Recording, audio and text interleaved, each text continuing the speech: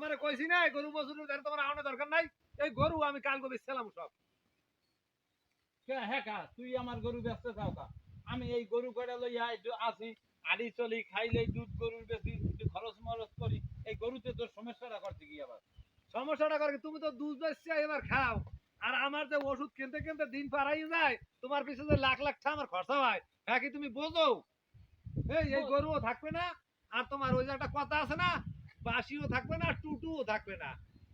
তা টুটু থাকবে না হাতে তুই কি ভালো থাকবি এই টাকা পয়সা তো বেচলে আমিই পাবো হাতে তোরে তো আর টাকা পয়সা দিব না না থাকলে তো আমার ওষুধ করে টাকাও দেওয়া লাগবে না, তুমি ঘরে ওষুধ থাকলে তো আর এই ওষুধ করে আমার খালি কিনা লাগবে না, এগুলো একটু সুবিধা হইবে।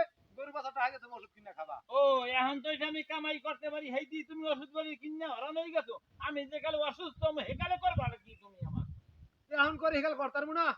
তা করছো বাবা করছো গরু গরু বেচছে আমার ইয়া গোটা হাত দিয়ে দি মনে হবা